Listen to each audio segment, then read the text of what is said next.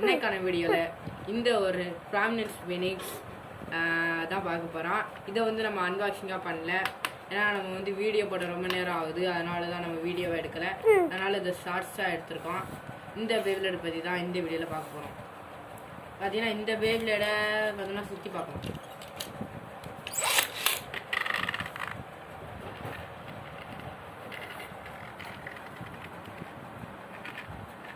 இது ஒரு டிஃபென்ஸ் பேப்லேட்.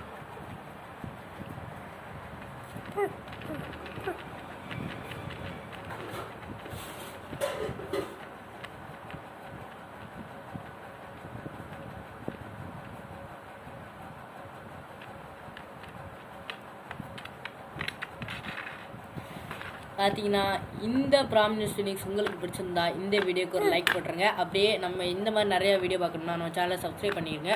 இந்த மாதிரி நிறையா வீடியோ, அதாவது